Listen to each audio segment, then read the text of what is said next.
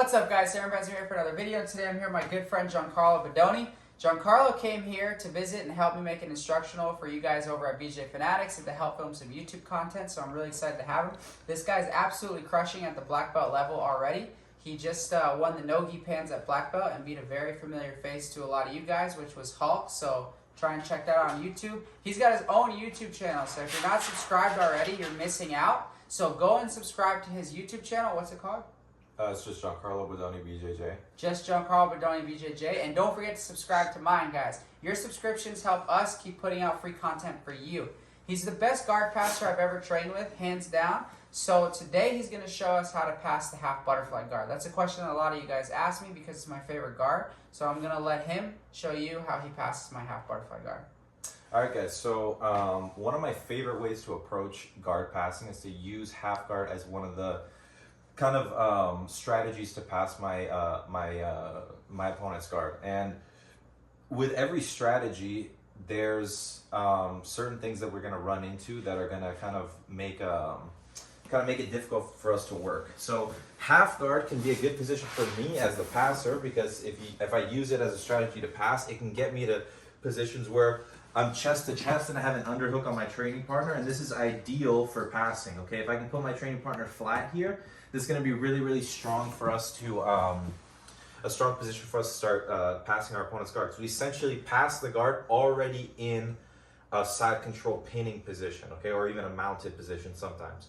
But with half guard, as it's a good position for me, it's also a really good position for him to attack, okay? Because so a lot of my game on bottom works from half guard, particularly knee shields, okay? But one of the common positions that him as the half guard player is going to want to play is going to be the half butterfly guard, okay? And each one of these defenses that he can put in front of me as the half guard player pose different threats. So for example, a half butterfly poses certain threats, a knee shield poses certain threats, whether it's high or if it's a low knee shield, okay? So maybe he likes underhooks, so he might be playing here. So each one of these are going to pose a different threat, so we have to approach them a little bit differently. When he plays the half butterfly guard, assuming that usually when a guy gets half butterfly, he likes to kind of accept a little bit of chest to chest to kind of bait me into the half butterfly. If he didn't want to accept chest to chest and say he wanted to play an underhook game, he would have to have distance first to get the underhook. So for example, if I had a good underhook on him and I had him flat over here, if he tries to get an underhook, it's difficult, okay? But if he just wants to move his hips out, kind of move my head out of the way and get a butterfly hook in, it's not too hard, okay? So that's when I feel like I'm in a strong passing position, and then you get swept and you don't expect it if we don't know how to address this kind of defense or offense in a lot of cases. So let's say I get to a strong half guard position here on top, and I start getting my underhook. I start to get even a cross face over here, and I could have hands connected however you want to start working over here. The biggest thing from here is that right when I think I'm in a good position and I want to start passing my opponent, he goes into some kind of an elevation and then starts getting me at least out of balance, potentially sweeping me, okay? Or at the very least, he's going to start bringing his guard back and start playing guard. So the biggest thing from here, okay, and this is important for half guard in general, is to put him flat, okay? But if he doesn't have a half butterfly guard, I don't have to worry too much about his legs. I just got to worry about pinning his upper body. The moment that he puts in the butterfly hook, his lower body becomes very powerful. So even though maybe I'm putting pressure on him at the upper body, his lower body can lift me quite easily. So what I have to focus on from here is making it so that he doesn't have a lot of leverage and angle to start sweeping me to his right, okay, to my left. So I have to start walking my knee to the outside of his hip and putting his hips flat on the floor, okay? And notice that I use my two knees to kind of pinch his hips together here, okay? And I want to start closing my knee over here on his shin. So now when he goes to try to sweep me, even if he can lift my leg, I have pretty good balance here, okay? I could even post my hand out for base on this side. I don't mind if my weight's on that side. I just don't want my weight to be too far this way that he can start lifting and then knocking me over. So again, if we just turn over here, you can see how I position body, my leg on the left side, okay? So a lot of the differences are gonna be on the way that we work on the lower body.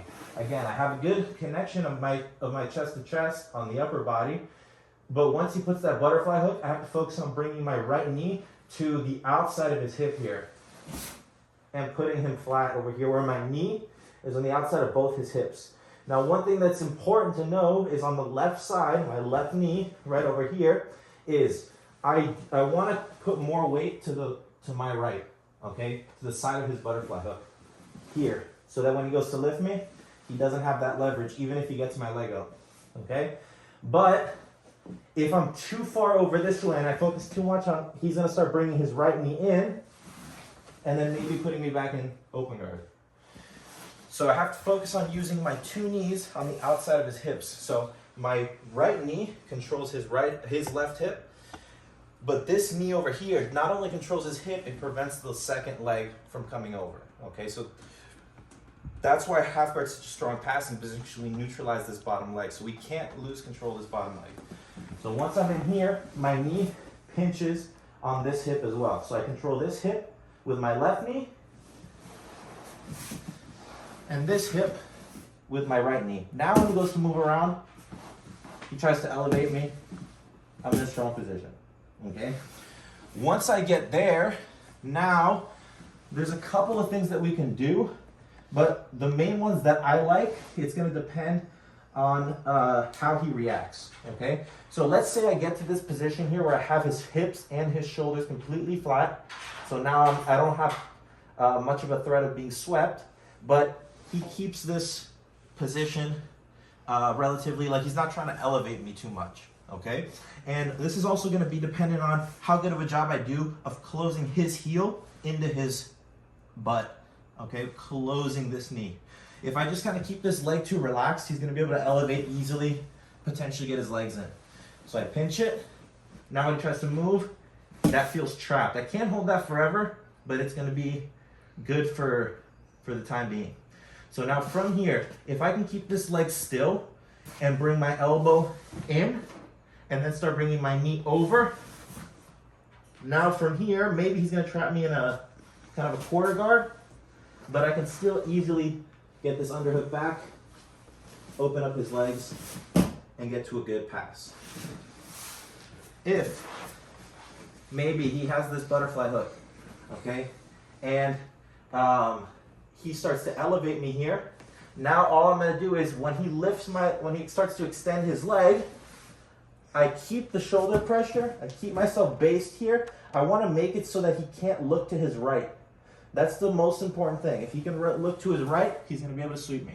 So if I can prevent him from looking right, now when he goes to lift me, I just push, strap right over, and then we get to the pass. Okay, so most important thing is we control his hips and prevent his hips from sweeping us, okay, towards the side that we're trying to pass to. Okay, so we want to make it so that we keep his hips flat and our weight is off to the other side, and then we can start dealing with the half butterfly hook leg, and then get to the pass. Guys, I think that the single most important thing he said was keeping my heel glued to my butt so that I have no elevation, and then redirecting himself so he's in line with me. There's a tremendous amount of pressure on my legs that, unfortunately, just from seeing this video, that you can't feel, but I can feel it. There's no way to elevate. And then secondary to that, when in the last technique he showed, when he stepped right into mount and he said to keep my face not facing the right, man, there's no way I was ever gonna look right. So super, super sweet. This guy has tons of instructionals on BJ Fanatics, so get him out, get him and learn and follow his YouTube. And yeah, guys, if you like these type of collaborations, if you like these types of videos, or if you want to see anything else from Giancarlo or myself, please, guys, drop a comment, like, subscribe, hit the little notification bell so that you know when we make new videos. Don't forget to subscribe to Giancarlo's channel. I will link it down below. Don't forget to check out his instructionals, my instructionals. All the support really helps us out a lot, guys. Os.